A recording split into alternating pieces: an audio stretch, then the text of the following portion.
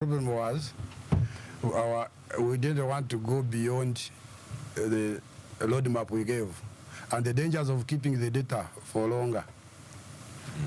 For us as statisticians are very, very high. So you better put it and correct.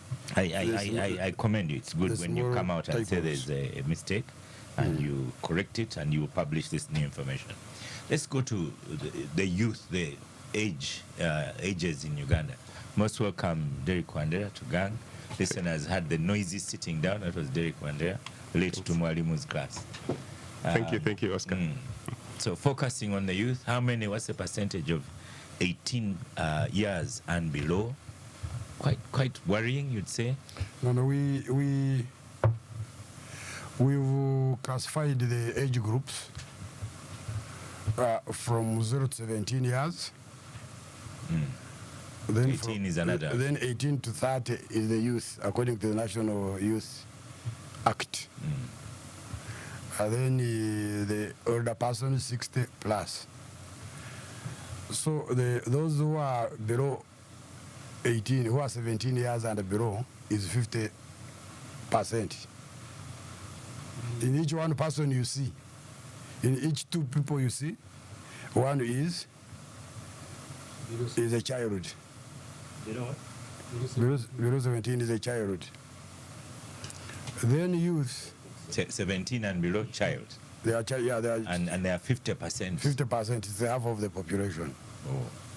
Then youth. I need the number. 18 to 30. Then the older person 60 and above, where I think we're almost going, Honorable Katuntu, is 5%. Katuntu, Mukiza and I. Yes. The youth, I will give you the number later on. I don't want to misinform the public. But there is now 31 to 59. Those one is 13.5%. That one I know it very fast. So we shall give you that. Now, there are so many indicators we have generated that are relating to those age groups. 0 to 17, these are school-going age. I had the word D, dependents. Yes, but they are going to school, and we have produced the enrollment rates. We have produced the net enrollment is a child going to school of the right age, but also reported the gross. This is whichever age, but you are in school. And we see the numbers actually for those who are in primary and who complete is reducing. In the report, I review with a copy here. You analyze and yes. And the youth is 23.5%, 18 to 30. Yes, 23.5%. Oh. 18 to 30, 23%. Yes. The other one is 30-something%. The other one is 50%. No, the one for 31 to 59. That one is now a residue, because when you get 50, add 23.5, that's 70. So those below 30 years, if you start from 0, they are 73.5%. Then 60 and above is 5. So that's 78. So the difference, which is around 11.5% or 20%, are those who are in between 31 to 59. And these are the ones who are generating economy, the productive capacity. The working group starts from 15 to 64. And the report also details it. Now, for the other important indicator, which is an outcome, I think, because we have outcome indicators that shows how the country is, and for each sector or ministry where they're responsible for, is the life expectancy. at birth. That has improved. The life expectancy at birth, we define it as the chance of a child born today, on Census night. How many years will that child live? So the life expectancy generally has improved to 68.8 years. From 63.7. So Ugandans are living longer. Of that, females are living much longer than male. They have 70.2%, and the men is 66.8. So a woman has high chances of living longer than and a man in Uganda. A man. And 0 to 5 years? The mortality, those are now the mortality rates. Okay. Under five mortality rate, in 1,000, it is now 46. 46 children in 1,000 die. 0 to 5 years. 1 to 5 years. 1 to 5 years. And in comparison to 2014? In comparison to 380. 380 2014. This year 2007. So there is improvement. Then the infant mortality. This is the underage. Those who don't live beyond 1 year. That one is also per 1,000 live birth. There are 34 in 1,000 compared to 53 10 years ago. And those are important indicators. And that's where we generate life tables to show. Now each person, each age group, we know how long. Now those who are in 55 to 59. Yes. Finally, from you, and we have a discussion. What about food? Food secure. There is still a lot of food insecurity, and over. Let me be sure. I don't want to give.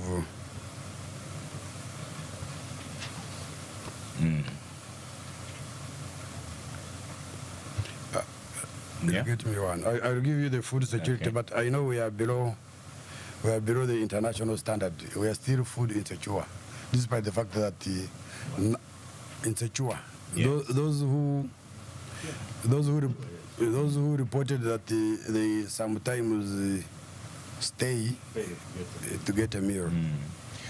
What is your definition of food security? How? It's not like you've eaten and gotten full. Or do you count number of meals?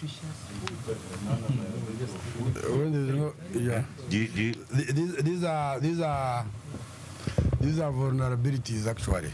That there is a high chance that you'll stay a day without food, having a meal, either because of lack of money or because of lack of food in the household. Both. Lack of food. Yes. Okay. Okay, let's have some discussion as you get the actual figure. Didicus is here. Katesh, you used to work with URA. Will they access this information? Because clearly there are very few people capable of paying tax. Well, first of all, I think we commend the ED and his team for bring out these statistics, because we have all been waiting for them. And the next step for me is how government then uses these statistics to be able to plan for the country. Because if you are talking about the tax-paying population, these statistics should be able to give us indicators of where we are, how productive our people are. Clearly, the population has grown, and some of the indicators that are in this report, for example, the population density, is not talked about it, but 224 persons per square meter is an indicator that we are stretching ourselves. And what that means is that then we have to look at how sustainably we can use our land productively. Because if you have more and more people on a square meter of land, square kilometer of land, how does that feed into the food security or insecurity we've talked about? So in terms of planning, how government responds to the need, for example, of fertilizers, the need for irrigation to be able to enhance productivity because you have less land but more population is something that has to be picked up. The issue of demographics, I think it's very, very clear. We have a very young population. And the young population means they are dependent. These young population don't have title because if you drill down to title in terms of land, how can they access financial services? For example, how can they access capital to be productive without having collateral? So how do we plan for them? So we have Lydia here, Honorable Lydia, who is from the Planning Authority. Maybe this is a very important report I think you're about to launch NDP4. We want to see how this is able to inform. Now, at a constituency level, I don't know whether this report is detailed enough to give further indicators in terms of the economic information, like the per capita incomes per district. It goes into the GDP, because then it feeds into our planning levels at the lowest organized level of a parish. If I know that out of my 23 parishes, this is standing at this level, then our mobilization will be more targeted towards raising these economic indicators within the population. Okay. Abdul, Busoga will await fertility rates, but that one is also high. Yeah, but last evening we were just having a discussion before he came out to apologize, and we had come to the conclusion that those figures certainly don't reflect, contractions and expansions weren't really. They didn't make common sense, in short. However, now that he has clarified, the most important thing, Dr. Mkiza, is how do you get this information to the relevant planning levels? Because the problem in this country, you may have those reports, but now that we run, for example, a decentralized system, you have planning should be at local government level. Do we disseminate that information to the local government levels such that whether at local government council 3, local government 5, they have those figures and they know how to plan for their areas. Then 2, the different sectors of government. The biggest weakness we have, they don't even read those reports, including where I sit and work, who are supposed to be one of the major planning elements. Yes. People who will come, sit and appreciate those figures and say, whatever either law we're enacting or policy we're endorsing, it should be reflective of the data we have. Because that's the most important. I must say, including cabinet, you might have to take cabinet to some sort of retreat, this cabinet, and then take through those figures such that by the time they come up with the policy, it is an informed policy of figures and data we have. So the work is good, it's professional, and it is all there for whatever we want to do. But let us wait in the next 10 years that whatever we are doing is reflective of what data we have. And that's the biggest problem you have, Dr. Mukiza. You bring the data and it remains in those thick books. Like when you take Parliament to Acholi, you are thinking of a population of Acholi. No, actually, that was supposed to be maybe northern Uganda. Okay. You get it, and then, but you need to go there when you have facts and figures. The biggest, one of the other challenges we have is people don't rely so much on data, on research.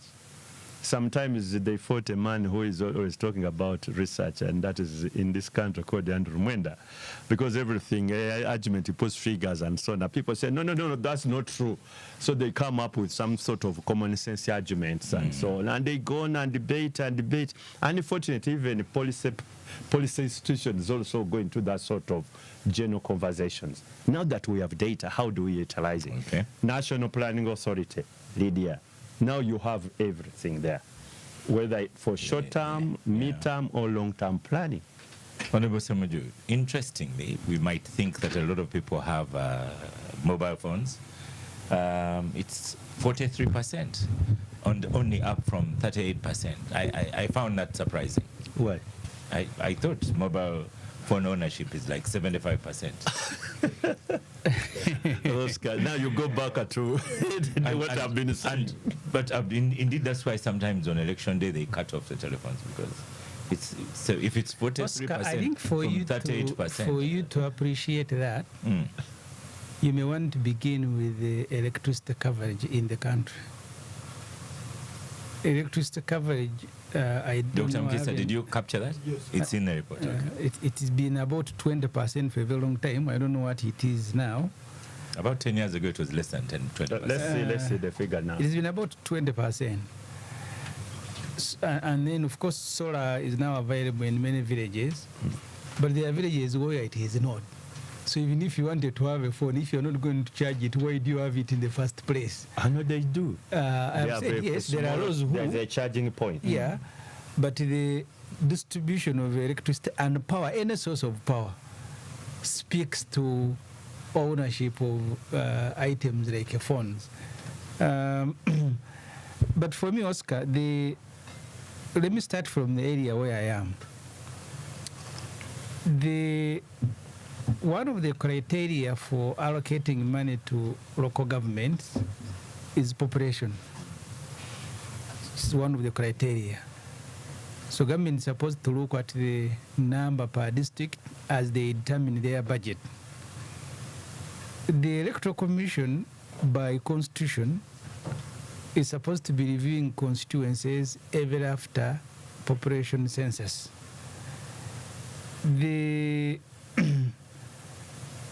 Because if you look at so the laws have been changed. In KCCA now, every 100,000 people will be represented by a council, so the numbers have gone down. Even in local government, in Chira municipality, we had 24 councillors that became 84 in the last elections, because almost every village in Chira is big. If you come to Bukasa, where I live, the neighboring village called Namatawa has 10,000 voters, one village. It's bigger than many of the constituencies. In Tungamo has about 8,000. I have 56 villages. Potentially, all my villages are bigger than some of the districts and municipalities. If you go to Moroto, by the last census, there were 12,000 Moroto. I don't know how many they are. I'll be glad to look at those figures. So the planning for budget allocation, for representation in local government and parliament is supposed to be, ordinarily supposed to be based on the population figures. Unfortunately, constituencies and districts are also dished out like a part of the handout for the president. Because if you look at the districts that we are creating, you go to Kasese, I think Kasese should be about 1 million people now. But you have districts that are less than 100 or just between 100 and 200,000. I'll be also interested reading. I have asked Dr. Mukiza to give me a report on the children in schools and those who are dropping out. I hope they captured that. My only disappointment, which I think to them was important, is that the questionnaire was too long. Sometimes, because in my constituency, I know there are people who were not counted. I know that for a fact. Because Dr. Mukiza kept reinforcing his team, including a day when he brought buses of enumerators to try to cover the area. But there were too many and they were taking long. I don't know whether it is possible, maybe in the future, to think about doing this in phases. You do population and you do other things, and then the lengthy questionnaire can follow. Because all these statistics, as he was generating it, is important for the country for planning. But it made the exercise, the budget that was available, the days that were allocated. So they made it a little bit tedious, and I'm sure, and I'm saying this as a fact, that some of the people in my constituency were not counted. I don't know how many they are. They may not be a very big percentage. So we will wait to read the report and understand it, and then see how we apply it to the work that we do on behalf of people we represent. Okay. And I am happy that this report is out, and I want to thank Dr. Mukiza and his team. Rare thanks from Semuju. Hold on, Dr. Mukiza. Let's have Lydia. I wanted to give you the number. Just hold on 1 second. We'll have Lydia, and then we'll have Derek here, and then back to Lydia. Radio usage is also low. Surprising. I thought it would be at somewhere like 85% people have radios, but Semuju is looking at me again. Like, where do you live? and in comparison to mobile phones, because if you have a mobile phone, technically you should have a radio, apart from Abdul's expensive phone that doesn't have one. But Lydia, is that surprising that radio ownership is not that high? No, that's perception, but the reality are the statistics that we have.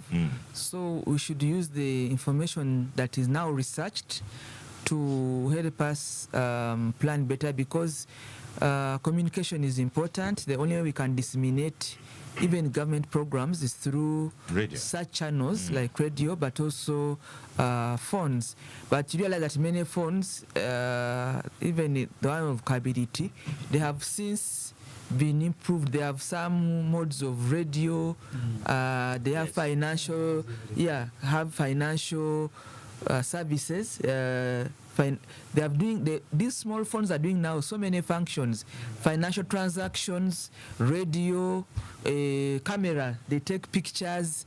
So if you see the reduction of the traditional radio that you know, Oscar, it's because the phones have taken up some of those functions, including CCTV security. People are using phones for their own security. They are able to detect something around their environment. But to thank Uganda Bureau of Statistics, I attended the launch, and Oscar, you have not commented about my beautiful shirt. Really, are you jealous? But Dr. Mukiza is going to, I think, at the end of the show, maybe give you some T-shirts and also the report. Both. Yeah, he had a beautiful bag, a beautiful report, and a beautiful shirt like that I'm putting on. But the issue that Honorable Semuju has raised is a matter of conversation, because there were 160 questions.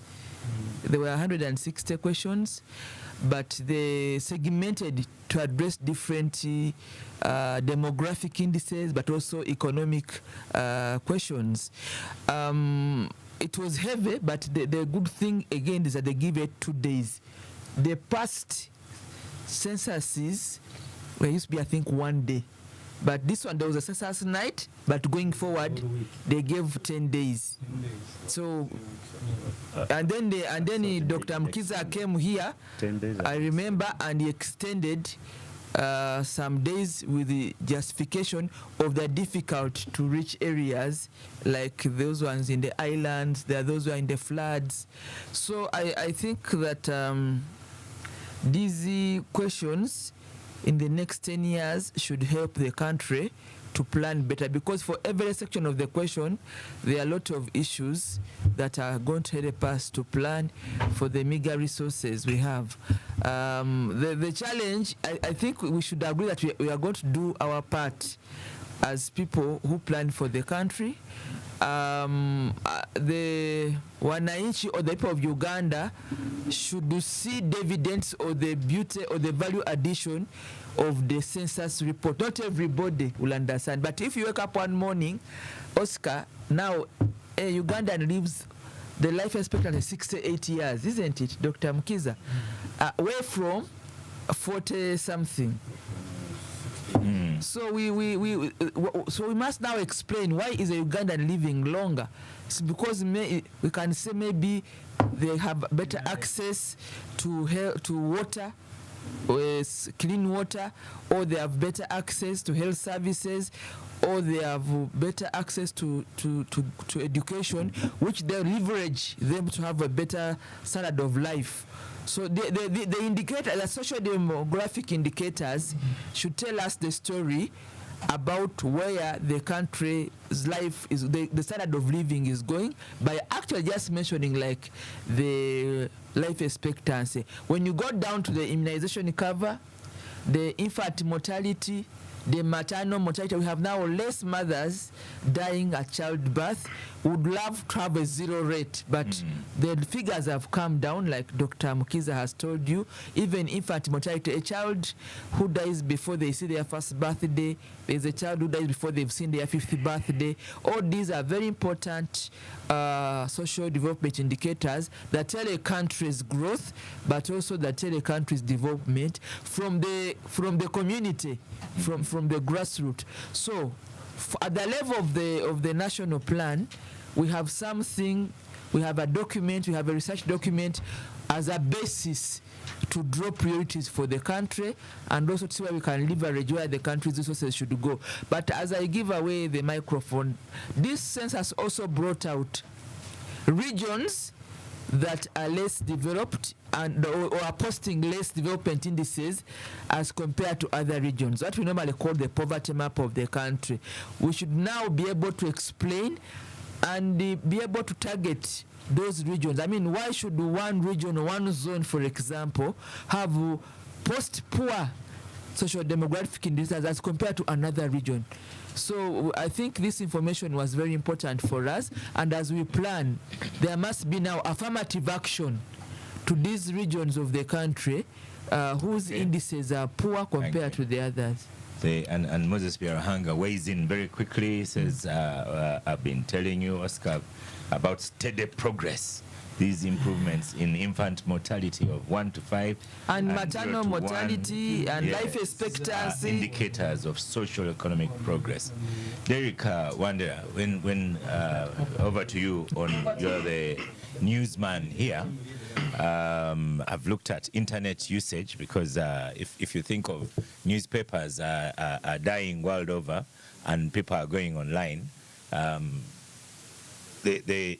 newspapers are dying and people are going online, but internet usage in Uganda is very, very low.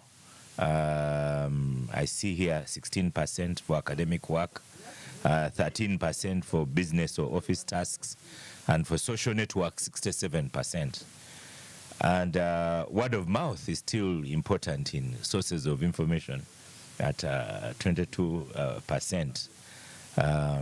Interesting. So I've been looking through here to see where newspapers are. I don't know. Did you find yourself in the census as newspapers? Thank you, Oscar. Fortunately, I have been very close to Dr. Mukiza during this whole process, because I've covered census, this particular census, up to Thursday when the census report was launched. So through the process, I've been following. I was, for instance, in the field all through during the census night, but the real census, the 100 and something questions being asked to people. And is there anything on newspaper usage? And I am. There, of course, there should be, but I'm constrained to comment on the newspaper usage, newspaper in particular, because I know how it has come under threat. You mentioned internet still remaining low, but yet also the usage of newspapers has since drifted into very insignificant numbers. As a student of statistics, I as a data journalist, really, I have a certificate in data journalism from Aga Khan University, and these figures come in heavy proportion to me. I have been hearing celebrations from the Honorable Wanyoto saying there is a lot of improvement in life expectancy, and things like that. As these figures were being gathered, the preliminary report being released and stuff like that, one of the key area I was looking at is the agriculture, for instance, which is our backbone as a country. And people who are still depending on subsistence agriculture still remains way high. I think in its 60s, 65 or thereabout, 62. And for me, if you are looking at figures and looking at a country like Uganda, which mainly depend on agriculture, and the agriculture has not been commercialized to the extent that it should, then we should be actually worried. We should not celebrate about the high life expectancy and things like that. We need to look at the socioeconomic transformation. So when you ask me about internet usage remaining low, it is just because, one, the internet is very, very expensive for the people. I think at some point, internet was being taxed, and many people, including political activists and other activists, went on the streets to demonstrate, to protest the high cost of internet. But even when the taxes have been removed, they have actually not been removed. They only were rechanneled. And they are being taxed in a different way. When you look at Uganda, for instance, the affordability of the figures of internet for Uganda and maybe Kenya and our surrounding countries like Rwanda, we still stand very high. South Sudan and South Sudan. Congo. You get? We are still. Honorable Katuntu is bringing in South Sudan and Congo. Because in terms of penetration, probably we might be better than South Sudan. We might be better than Congo, or even Rwanda.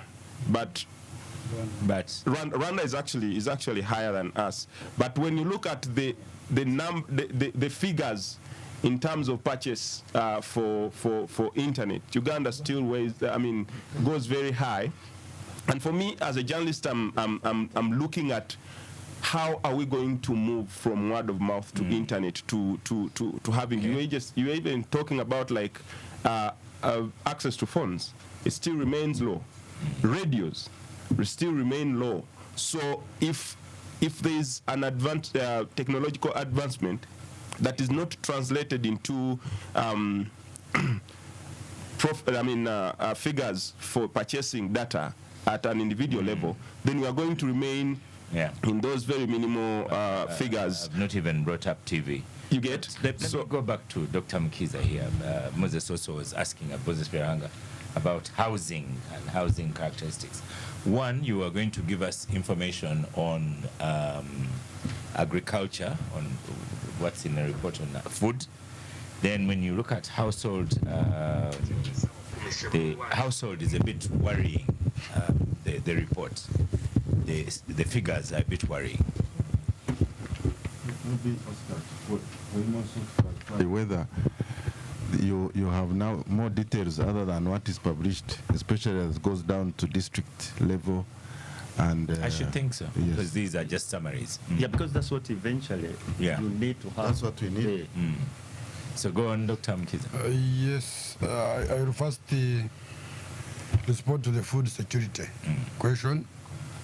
So 4 in 10 households reported that they experienced moderate severe food insecurity, meaning 60% are the ones who are food secure.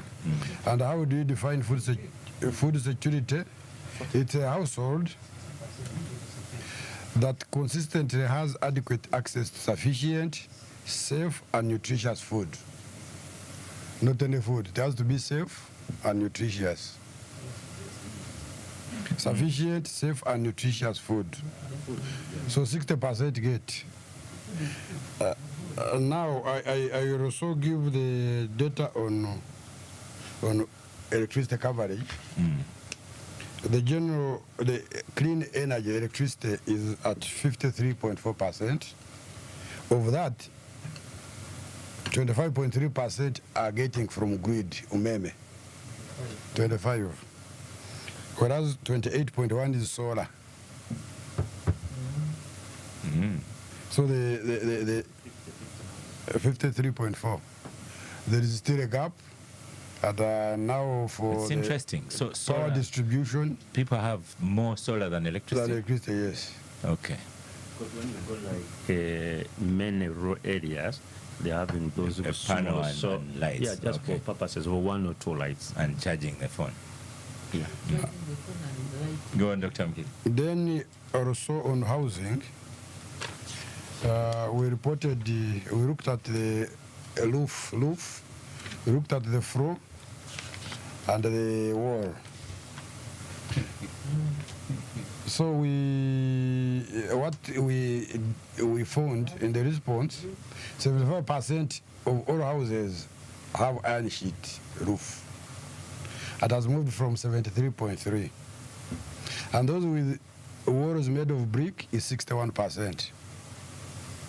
Then those with the floor of cement grid is 31%. And 31. What's shocking is there are many without a toilet. Yes, there are those who are doing open Something. And especially in Karamoja. No, we wrote the way it is. Because they are eating. Yeah. But someone, when you are interviewing, someone can actually say that. No, they told us they do open defecation.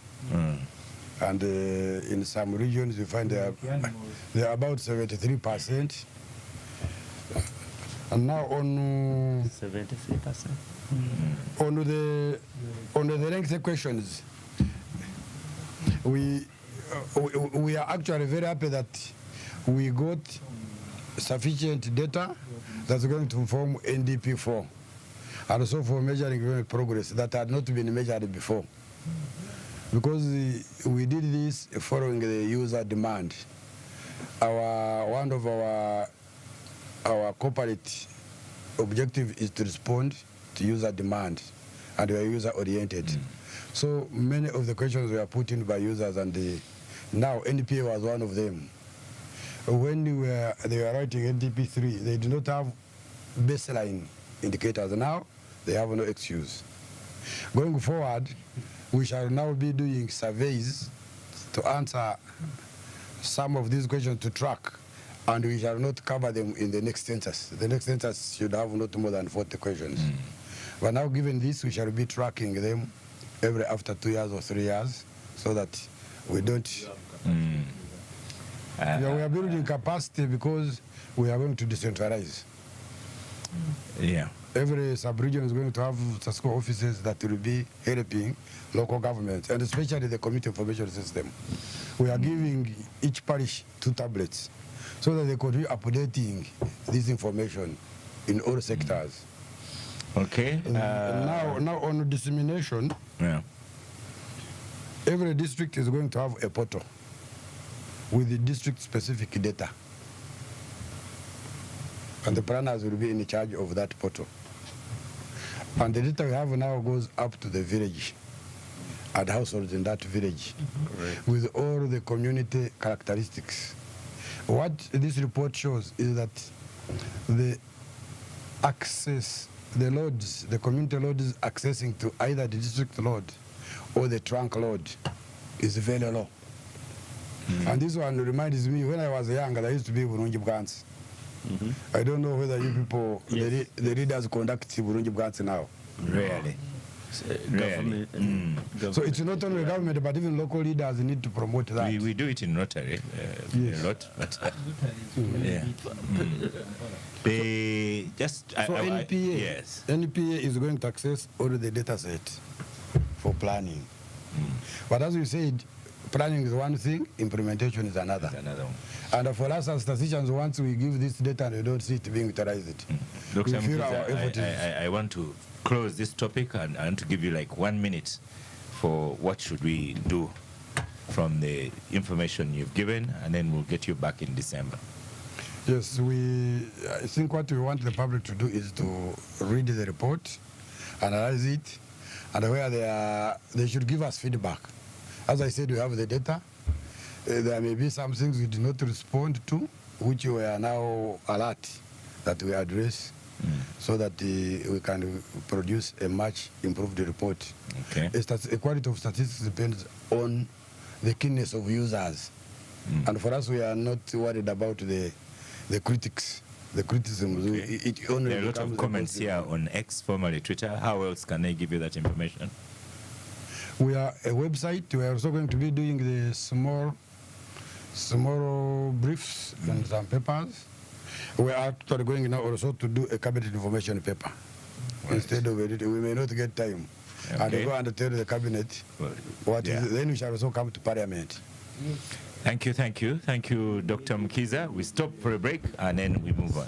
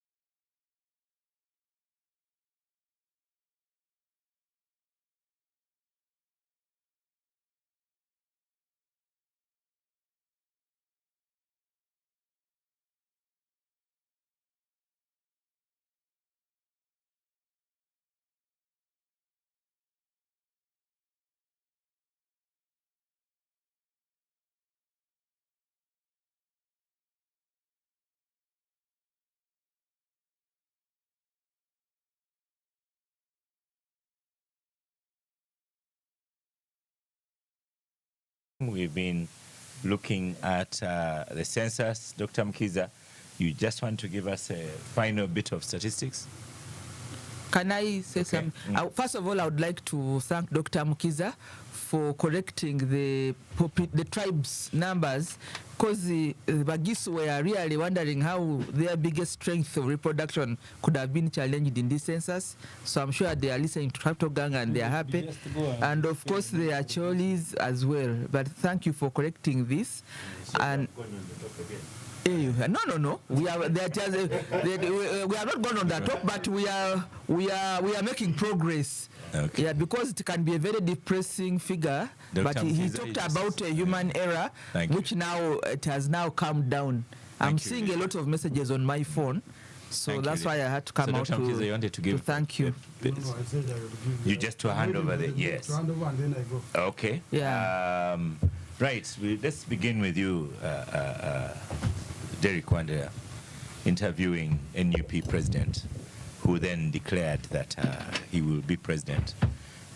So we have, how many declarations of president do we have so far for the year 2026? We are still waiting for Semuju. Presidential aspirants. Okay, presidential aspirants or presidential candidates. Wants to be president. is what I said. You want to be president. Okay. You could Oscar, turn it any way you want, but they want to be. Semuju may also want to be president. Oscar, a few weeks ago, actually last Sunday, I had before last Sunday, I had a sit-down interview with the Honorable Chagulanyi. We talked about wide-ranging issues, and one of those was about his presidential aspirations. I like the way you say wide-ranging issues. Such a presidential term. Yeah, it was.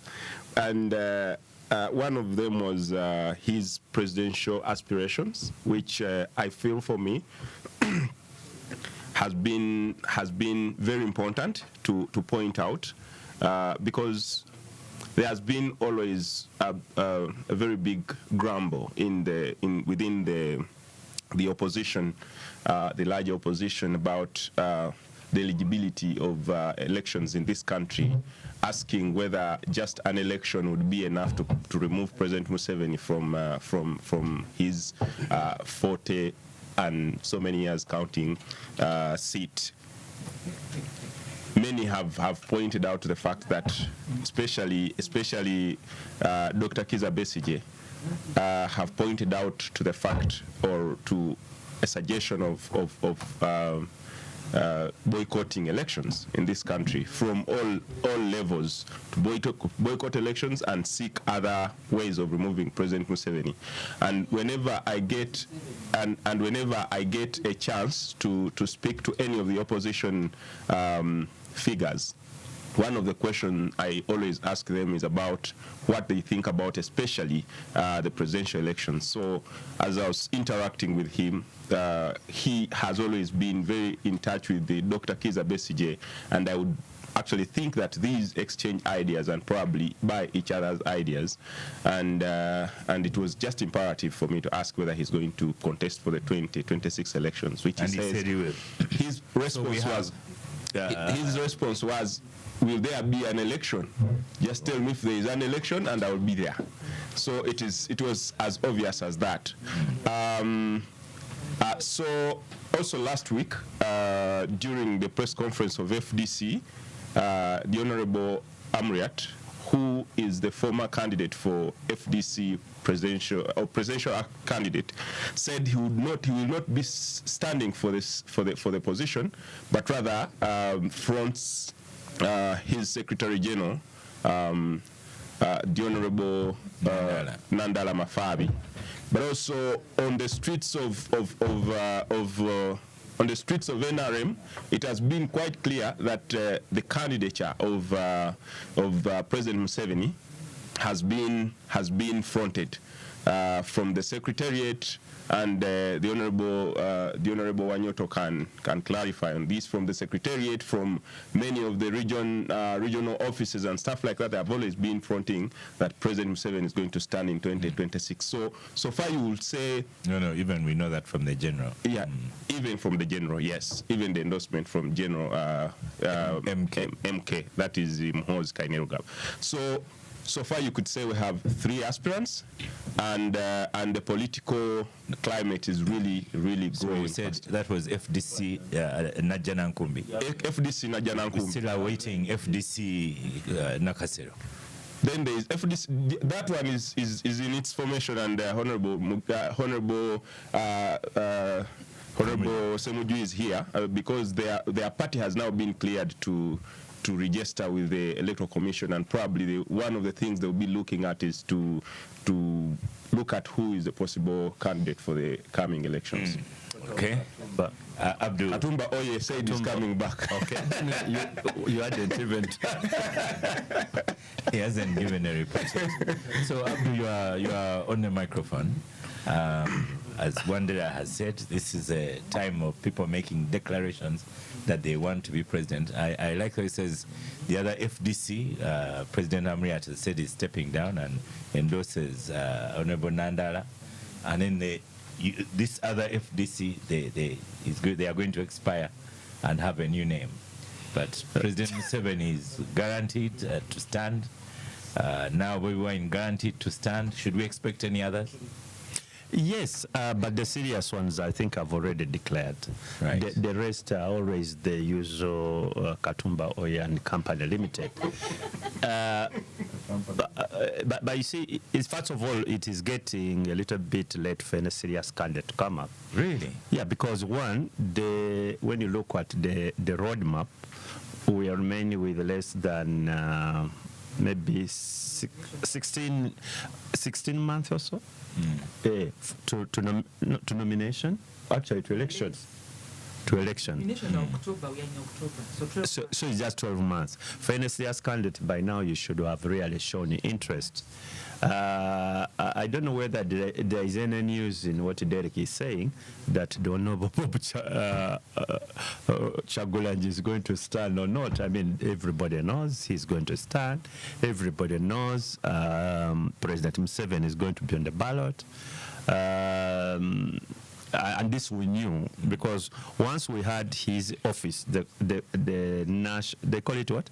National Chairman Office, headed by a certain Hajat lady. What is it called, Lydia? That office headed by the lady. ONC, the Office of the National Chairman. Yeah, they have been running. Headed by Hajat Hadija Namyaro. Okay. Is there any other question you want me to answer? No. On that one? Okay. The Hajat Namyaro has been running a campaign called It Over Kumain.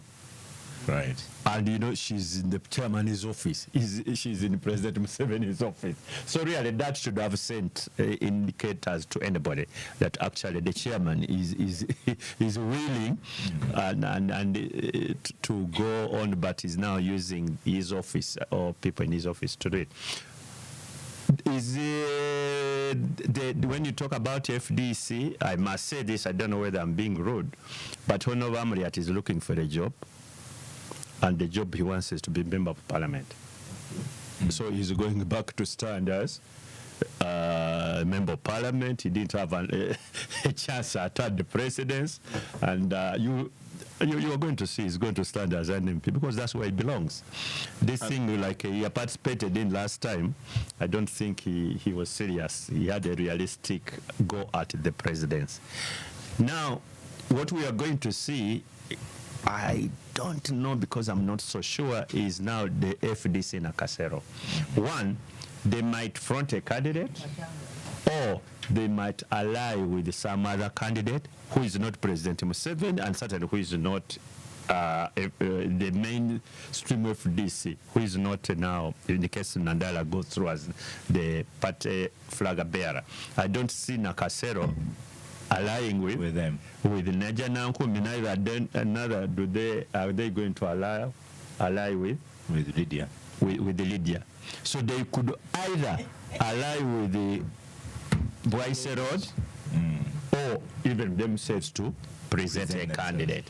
And that is the only, I think, when you told Wandera there was no news, the bit of news was between maybe if Honorable Mpuga would stand as a presidential candidate. I am not so sure.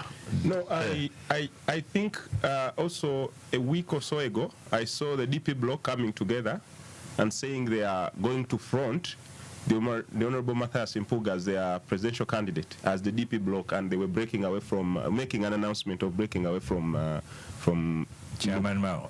From NUP, not yet. They broke away from Chairman Mao because those were contradictions within the Democratic Party, and you had, a group falling off and joining National Unity Platform. But somehow the marriage has not lasted quite long, so you're only having a few remnants still remaining in NUP.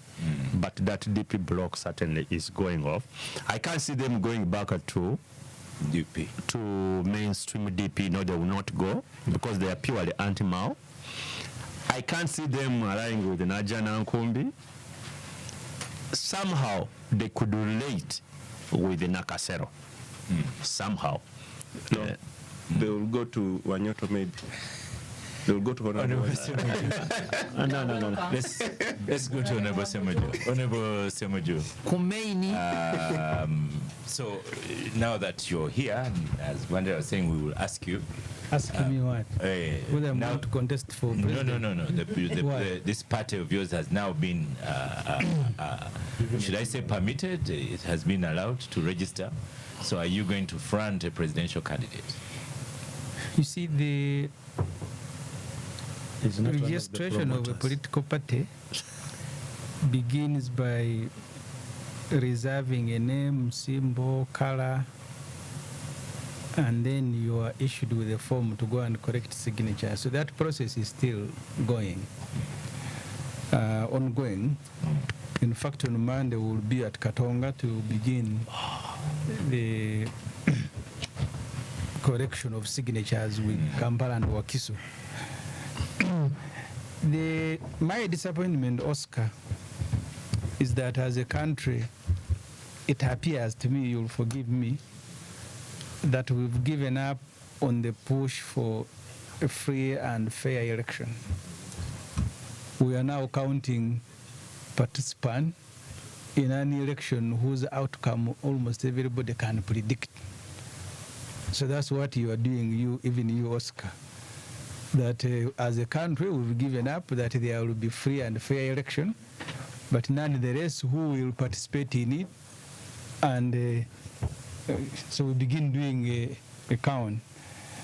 Do you remember, Honorable Semuju, when you first came and said you are standing for the position of Speaker, and I asked you, have you gone mad? So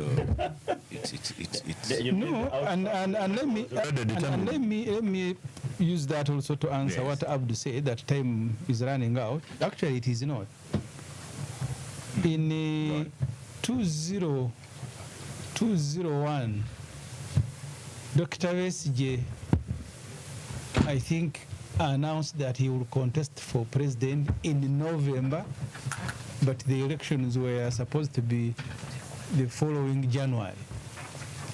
So he announced that he will contest for elections 3 months those elections.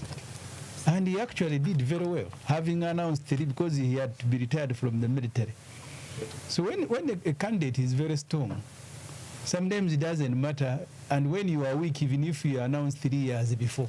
the UK government, was it 6 weeks? Yeah.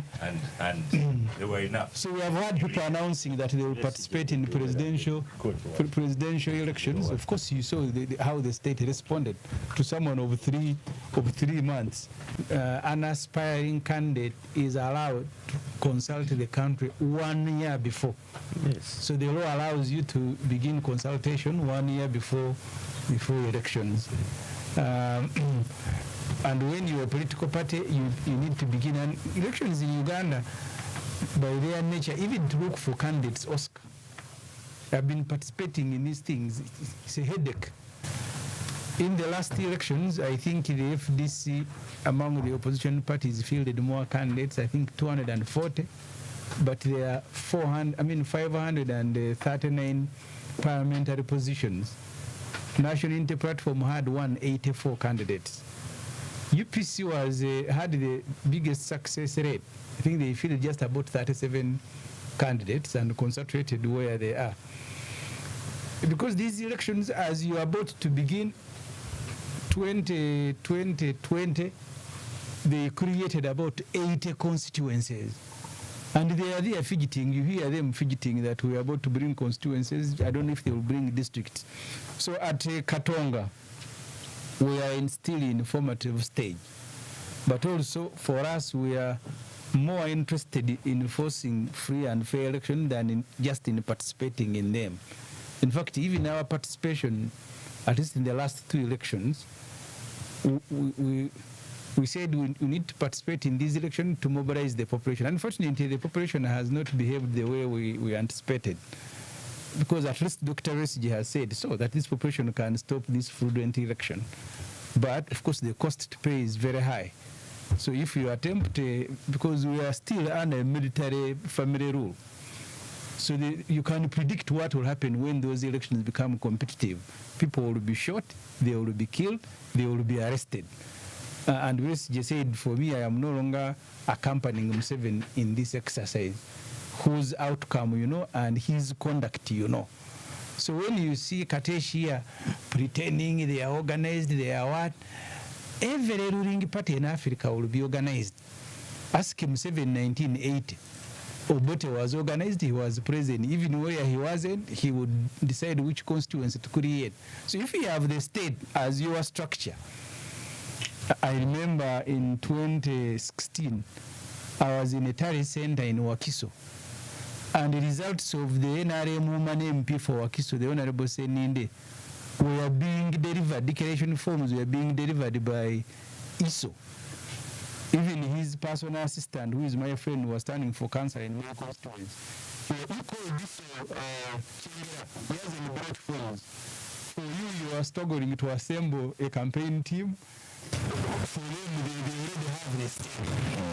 And the way you were saying it was, it's as if it was normal, not even hiding. But in a terrorist center, and it's called, you call this they want to declaration forms here. So the was called the personal assistant of Seninde, I won't say his name.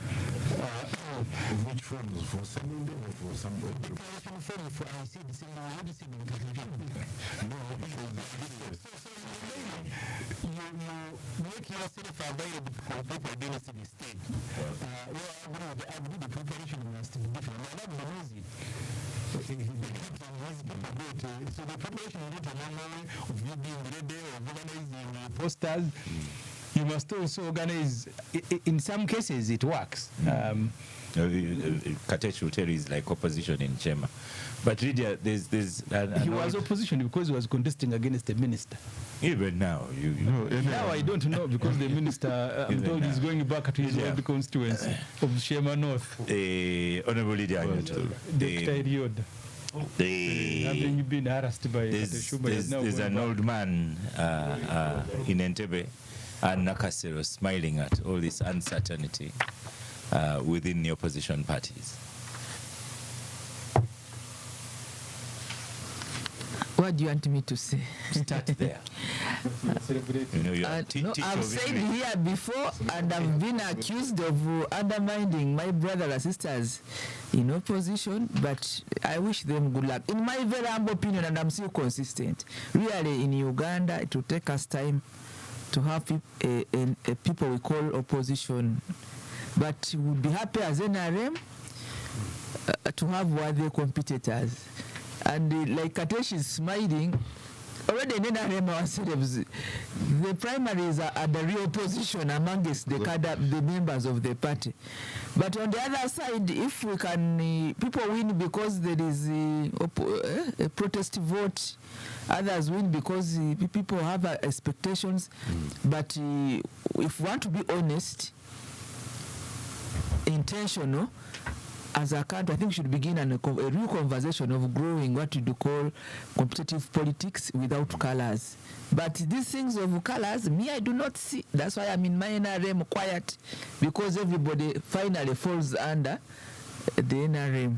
And I know I was seated on this very chair, and somebody said they said that my school fees of Gayaza should be refunded. The fellow is a minister before I'm even one. So what do you have to tell me about this?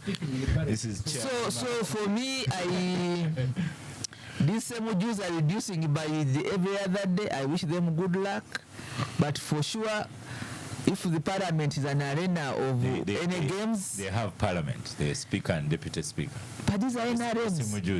But these are NRM people now. What are you asking me to debate? I think at the end of the day, everybody with the calling of leadership would have a chance, would love to have a chance to have a position to lead.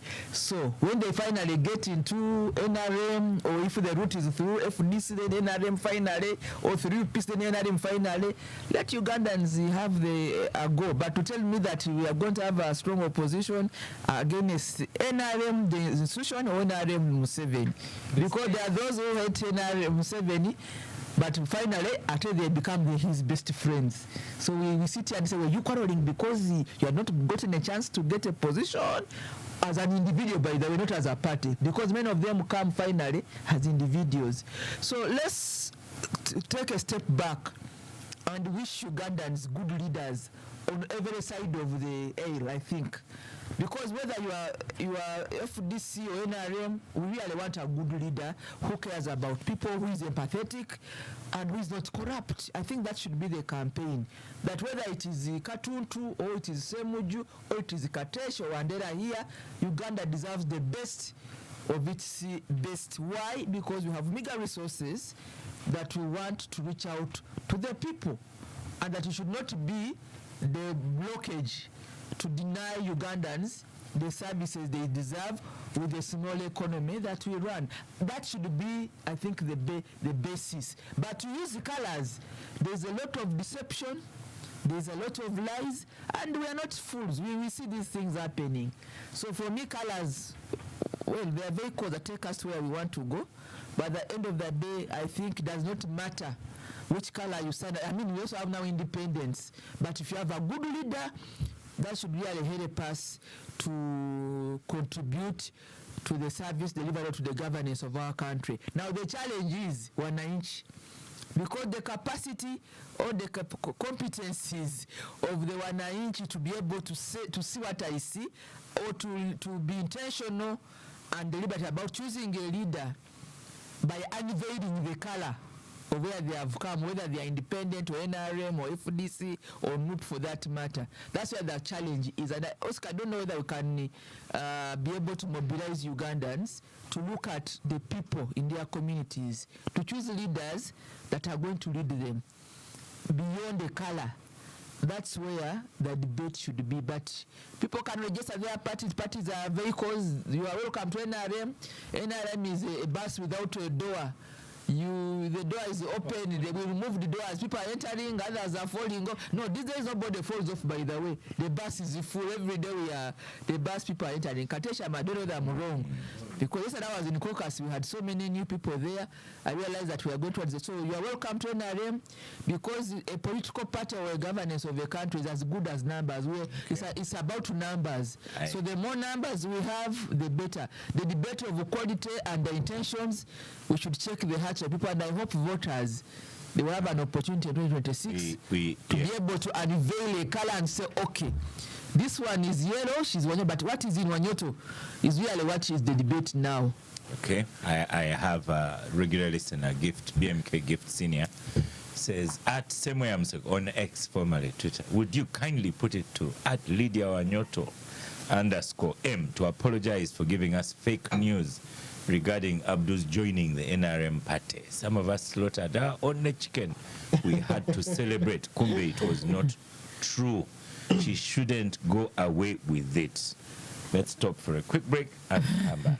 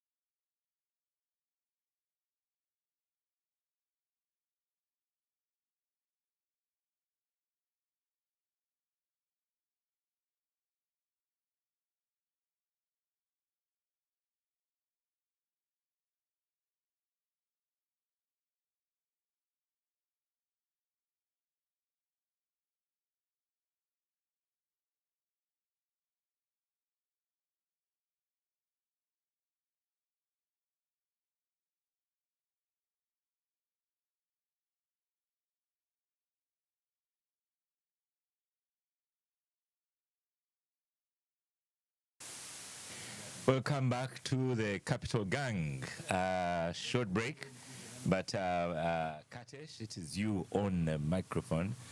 You sometimes your constituency is supposed to be all NRM, but this election, your first election, it was all war, and it seems that war of Shema has never stopped. No, there is no war in Shema. And the other day they hacked your the president received your Twitter, your ex. But that one we ignore. Those ones are usually expected. But the president performed overwhelmingly very well in the last election, and we expect it to be much more, because my friend here, Mandela, said that there was an interview. Actually, like my colleagues have said, there is no breaking news about someone announcing that he's going to stand, especially that particular candidate. Who, Bobby Wine? Yes. What would be worth debating is the agenda or the message in that interview, and I thought that Wandera did not do as good without sharing exactly the fundamentals of the interview. What are you offering other than what you have been? There's a 2-page spread in Monitor newspaper. Yeah, we'll probably. So, yes, it is there. We'll probably look at it, because the Ugandans are interested in knowing how serious. It's a different. When you call people presidential candidates, they are not yet candidates. They are aspirants. But there is a difference between being serious and people just coming up to challenge the president for the sake of it. What we see right now in the opposition is that there is a lot of fragmentation. And this fragmentation, it's largely, the quarrels are around here at the center. But if you go down, Semuju, no one knows him beyond just when he comes. You don't have any structure in Shema. You don't have structures in different parts of the. You are just quarreling here. Even if you form a new party, how prepared are you to go down? NRM has got structures. We have NRM structures all across the country. Chairpersons, vice chairpersons. So I wear the part from wishing people good luck, but it is it's an uphill task. I think what Honorable Katuntu mentioned, the former president, I think he's looked for an easy way. Come back to Parliament, forget about the presidency, because he knows that's the best chance he can have. Now, these others who are coming up, I think the best discussion should be around how do we have a free and fair elections, and how do we, the message, what kind of message? Before we know it, we are going to see some of the candidates launching their manifestos in Amsterdam, in New York, as usual. And then, but you're not being very fair. Sometimes those ones that launch their manifestos in Amsterdam, they are not allowed to launch them here. No. You know, when the colonials came to Africa, they used the very people here to refuse them to launch their manifestos. That's where usually the problem is. To actually do havoc that they did against fellow Africans. So when you see people obnobbing with, why do you go and launch a manifesto in Amsterdam? Why don't you come and launch it at home? No, that's not true. Because you so there's a lot of deception and lies that we are going to see. Those people are not going to vote you. Oh hell! Come and. What message do you have to the people? Okay. So what we are interested in, Oscar, is the message. Is there anything different from Semuju here? If he went in my constituency and says I'm looking for votes for myself, but previously FDC had a strong voice in your constituency. Yes. BCJ's FDC. So what Very happened? Strong. But what we are talking about now, because even in my constituency, I don't know whether there is this spirit that we have seen here, whether it has cascaded into the grassroots, because they are nowhere to be seen. For me, the main thing should be what Lydia said. Anyone offering to be a leader is very. It is still my time. When Bet Kamya joined, Let him first finish. Let me finish my he point. told Museveni in Kawempe that in Kampala, we are now going to make sure you get 75%. You see, Oscar. What did he get? We have been talking about statistics. I want to interest these parties, this Semujo and group. You look at the distribution of population in Uganda. The good thing they have given you a copy of the national census.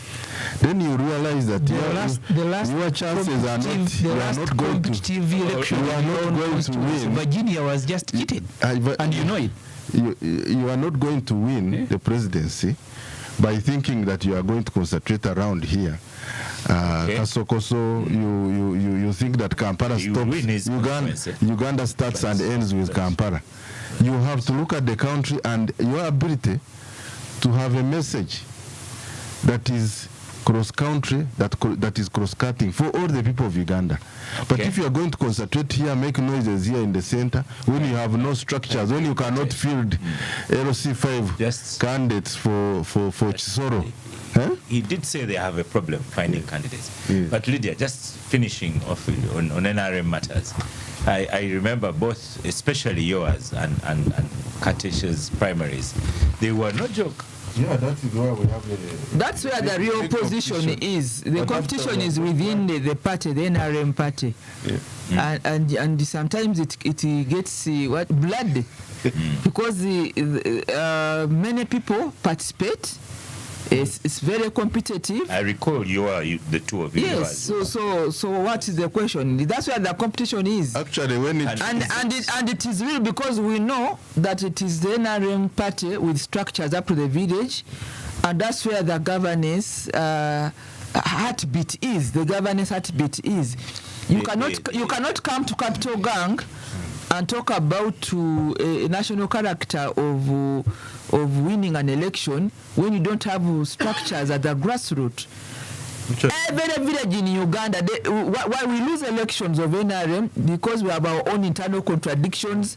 We have anger, and finished confidence. Then the people benefit from a protest vote. But every village of the 70,000 villages in Uganda, they are the 30 leaders of NRM. Just by a snapshot, you get 30 leaders of NRM on every village in Uganda. So, actually, if we resolved our conflicts, and we dealt with our contradictions, and this is when you are quoting the competitiveness of the primaries, the political parties in Uganda, who some of them now even are supported financially by the government because of the law to support political parties. I want us to continue with the conversation of saying that political parties who choose to form, because that's a right, like Honorable Semujuzi Katonga, they should be allowed. They shouldn't. They should actually let the police blind one eye. Let them go. So they don't use it as an excuse. Let them go and organize, and then we find ourselves on the floor to compete. So that he doesn't ask why do they go to. He's saying they are not in Shema, but let the security agencies or other district offices, let them just close one eye. Yes. We want to square off in the competition in a free and fair. So let them be allowed to organize because now they have money. Yes. So what is lacking is the thing of saying, the other DC did not allow us to go on a radio talk show, but Semuju is on Capital Gang. Yes. So let them be allowed to go and do their things. If I have a radio station in Shema, if Semuju is free to come and talk and mobilize. In fact, what we have seen, like in the last election, I have recorded that statement. They never had even a party primaries for their party. But what Katesh is saying is trying to squeeze in a question to you. No, just hold. Let me finish on this one. I'm normally very active during election time for the NRM, but we move to so many polling stations and these people have no agents. So they get results. They get declaration. You go to Tally Center, they don't have agents in the Tally Center. In the polling stations, they have no structure. So for me, my issue is. But Lydia, I want to ask about. Let them not be blocked. Let them go out, organize. About NRM primaries. Yes. You are a former chairperson of NRM elections? No, I was the commissioner of the NRM Electoral Commission in charge of the petitions and in charge of Western Uganda. So what advice can you give to clean up those primaries? We are it. One of the fights that make us kill each other in primaries is a clean register. Katesh knows this very well. So we are ensuring that the register is not only clean, it is digital, so that you do not smuggle in wrong results in the prefix of a register, wrong register. So the process is as good as the results. So the moment we have a good register, we don't want, like for us who come from cities and urban centers, opposition is fond of coming and entering into our register, and then we get problems individually, those who do not like us. So they don't. So now in the towns, me, I'm come from the urban area, I'm from Mbale City. So we want to have a clean register, for example, in Mbale City, of members who are known from the village up to the district, up to the city hall, and then when we go for elections, Oscar, you're listening. The lining up and the tally sheets and the declaration forms are as good as what's on the register. So we've learned our lessons, and our biggest problem was the register. If you remember, because of the fight, the register was suspended in 2021, and people lined up because the register had been abused. This time we want a tight register, both hard copies and the soft copies. So it is going to be online, and then we go for the elections. We are getting there. You wanted to have a quick comment, and then I had invited Honorable Lumo, but we didn't get time. He couldn't confirm. Yeah, you see, the trouble, Abdu gave me a book, How to Lie with the Statistics. The first election I participated in, I won, but I did not have candidates for FDs to contest for councillors. In fact, one I won, but we didn't have them.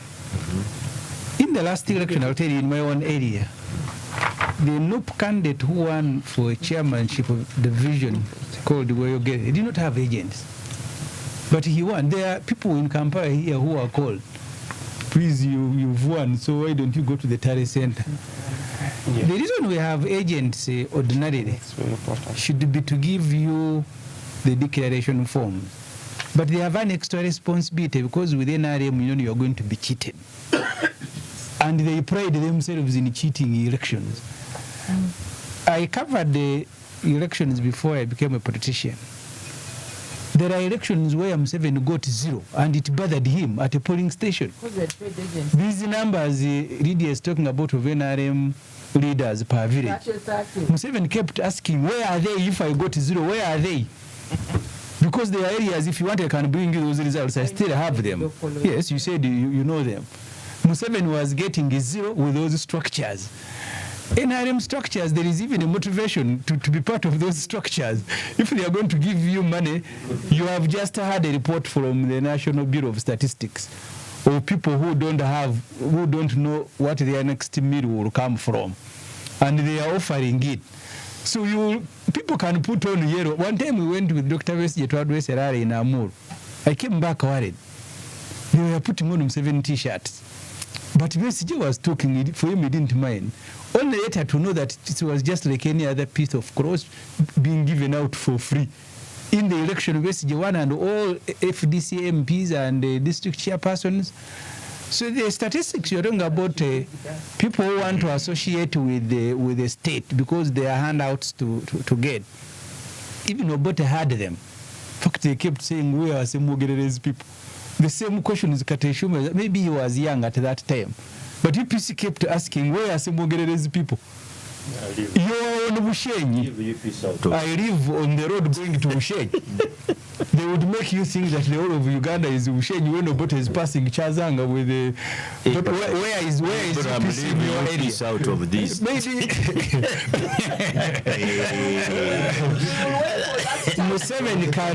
Museveni cannot get motivated to cheat elections and shoot and jail candidates if it is as easy as Lydia and Kateshuma are describing it. Maybe, do you want to say the president is insane that he will be on streets shooting people, killing them for an easy election? So these fictitious figures that you throw in people's faces is just to prepare them for cheating. Okay. But otherwise, why do you stop people from campaigning? Why do you stop presidential candidates from and I was happy by the way when they stopped Mbabazi, because when you're making the law public order management, Mbabazi wanted me taken to the disciplinary committee in the parliament. He was so disappointed that Oranya didn't. I saw him being stopped. And Kateshuma, you don't know, Jenamut kept saying that when I've forgotten the word he kept using to talk about the, I will remember. For now. But the point is, today you are NRM, you may be favored, all the state structures are in your favor. When that favor is withdrawn, Kateshuma will be here crying. Like Mbabazi was. But so what you go through during elections? Honorable Semujo, yes. I had invited, I wish to invite Honorable Lumo to tell us about his, and he said he's still checking his calendar to see when he's still he checking, can come. he's still changing amendments. I don't know which one he wants. Every day he's changing. So what in brief, what is he proposing? I think the main proposal in his bill is that the leader of opposition should be elected by all opposition MPs. That's the main proposal. At the beginning, I was told the proposal was that all opposition MPs should be eligible to contest. I haven't seen the latest version. But I am told he may have walked back on that to say, okay, the party in opposition can bring 3 names, have a process of nomination and so on and so forth, and the rest of the opposition MPs are just electing. He had also proposed that a deputy speaker should be from the opposition, that independents should have a commissioner, and so on and so forth.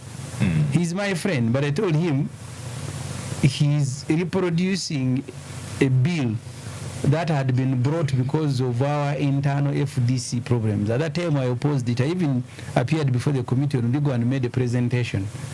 And I said, you see, you cannot seek to change the features of a multi-party democracy because you have had disagreements. I was very angry because the FDC misbehaved like parties do when they were chasing the Katuntu, the Cecilia, Winnie Cheese, and everybody, just because we had gone through an election. And my view then and today was that you don't resolve that by changing goalposts. The party in opposition is the party that has come second in an election. Why do you want to participate when they are choosing their leaders? I don't think you should. Okay. If they want to incorporate you in their government, it is up to them. If they don't want, you go and play your role as any other person in parliament. So I told him I will oppose his role as I opposed the one that was being introduced by the Honorable Medad Segona and Nwagawa and Andrew Bariayang. Some of the other things are good things, but that omnibus way of bringing them, it renders them vulnerable because the main discussion now is on the leader of opposition. Okay. Abdul, is that parliamentarian conduct? Are you allowed to keep changing your bill and so on, or you present it once with all the attachments required and that's it? Well, there are technicalities. One, first of all, before you bring a private member's bill, you need to have a certificate of financial implication given by the Ministry of Finance. Reason is, in the implementation of this law, if passed, would it have financial implications such that Minister of Finance can plan for it? You don't enact a law when there are no funds to have it implemented and so on. So the Constitution and the Administration of Parliaments Act provides for that certificate. So if you change, you're going to amending and so on, then you might need to seek another certificate. Secondly, when you are presenting a bill, you have the objects, and the courts have already held. So if you are moving outside the objectives of that bill during the process, then it certainly also infringes the law. But let's go back to the substance. One, the biggest challenge, as that's what Ibrahim is talking about, is the environment now is fouled. because nobody is looking at that amendment in good faith. Everybody is thinking they are trying to fix somebody and so on, which is quite unfortunate. But when you look at our constitution, no leader should lead people except with their consent. I mean, that is a fundamental tenet of democracy. That's why the vice president of this country, the vice president of an elected president, is approved by the entire House, including the opposition. That's why the prime minister, who is the other side of, no, let's talk with the prime minister, who is the lead of government business. The name is brought to parliament, and the opposition actually participates in his approval. I don't know what they're getting. But so does any minister. They have So to go exactly. And do you know the reason? Because people should be governed with their consent. So the issue about the leader of opposition, who is going to lead people in parliament, for them to participate in the process of choosing their leader, could be a legitimate debate. Because even his opposite, the other side, is also approved by, or including the leader of opposition actually sits on the appointments committee. He participates in the approval of all even the ministers, including the government chief whip. And if you have numbers, assuming a president won, but he doesn't have so many numbers in the parliament, but he won the presidential election, they can actually fail it. And because that is also a possibility. However, can you discuss that issue now without people thinking the disagreements within the NUP are the ones causing it? Like indeed, when Medad brought it, they thought it was about what was going on in what? In the FDC. That's where the problem is. Okay. And people have now gone into... Yeah. Let's go back to one day. It's just sometimes very disheartening. In your interview, Bobi Wine seems to suggest that this rule was brought basically because he seems to indicate that Lumo doesn't like Senyonyi, hence bringing the proposal. Is it as simple as that? I think even the speakers who have spoken before have endorsed the same. It seems it is going to be easily swept to that side. Anyone will be easily swayed to think that this law is targeting an individual of Honorable Senyonyi, and you will not fight such a person in their way of thinking because of the timing of the law. Of the proposal.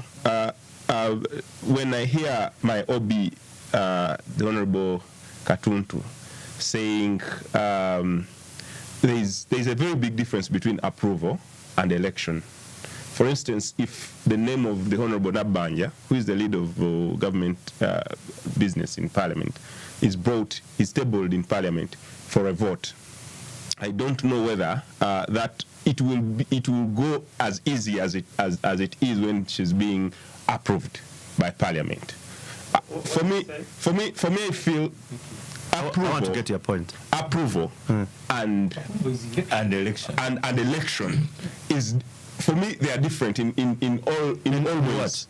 In all ways, because I don't think I've seen any name put in Parliament by President Museveni.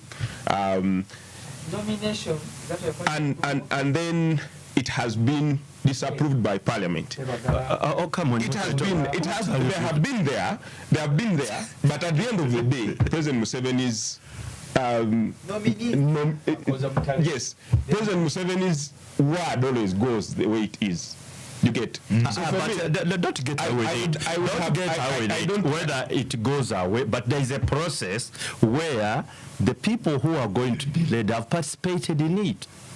And you see, we could even change. So, okay, maybe the party, the official, what we call the official position, can nominate, and then they are approved by their caucus, those who belong to the what? To the opposition, or even from A. So, for me, the system right now is what makes the Honorable Katuntu's argument lame, because this is what we have been seeing.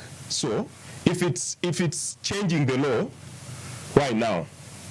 and even when it came before, it was because of timing. We have 2 minutes of a show left. Let me give 1 minute to Katesh and the last one to Lydia. You see, Parliament has got two sides. You have the ruling party. Okay, I'm talking. Majorly two. Yeah. There is UPDF. You have. This is independent. You have this is a Katongo Parliament. So you have the opposition. So when you talk about leader of opposition, I think the issue has been whom are you leading? Some people think you sponsored that program. No, because you see, why are we here? We are here because we are. Katesh himself sponsored the proposal. I agree the timing is questionable, but it is self-inflicted because of poor leadership, poor management of that office of called leader of opposition. When you are leading opposition and you replace opposition with your party. No, that's what, by the way, no. It is a party in opposition. There are issues where you should, as a leader of opposition, you should have, you should collaborate with other parties to have a position. No. So the challenge has been the current leadership, and that's why now other parties. And that's why now you are questioning the timing. But Semuji here knows there are areas where you have disagreed. Yes. And the party believes that there is election, you can because we have the loop, so we must stampede all the other opposition parties. And that's why we are having this issue. Thank you. Closing the I think that you think? when we have laws in place or rules of procedure like it is in Parliament, by the way, every Parliament is entitled to do its own rules, but they are also entitled to make amendments as and when they find it deemed. Now, it is up to them. I don't know whether they would love to do amendments or review their laws, rules of the chairman of the rules of procedure is here in Parliament, Honorable Katuntu, or even the laws. But they never do that. They never do that until when there is something, the environment is corrosive. That's why they are made to be suspect. But the legitimacy is there, the right is there, and the power. But normally they bring it out. The right is there, the legitimacy is not there. The legitimacy is there. But the timing is always wrong because they are even entitled by law to write their own rules for every term of Parliament. Yeah. And the chairman of the Rules Committee, fortunately, sits with us here at the Kaptoga Honorable Katuntu. But what happens to them is when the suspect, when they quarrel, then they remember that they can amend. Then they run to the amendments. And that's where it becomes suspicious, it becomes personal, and yet laws are supposed to be blind. You cannot target individuals to write laws of a country or rules of procedure. But they target. So my friend, for us we have demystified the constitution when the age became 25. That's why we demystify. Also had to be changed. We realized over experience that actually age has nothing to do with the fitness. The guy yesterday was playing karate. Did you see the karate? The fellow taught us karate yesterday. The caucus were doing karate. Thank you, listeners of Capital Gang. Thank you, Star Cafe, for powering the gang. Thank you, the honorables of today, Katuntu, Semuju, Katesh, thank you. Lydia, thank you so much. Derek, thank you. Dr. Chris Mukiza of UBOS, thank you so much. Follow us on social media. I am Oscar Semoya Msoke, and I shall see you next week.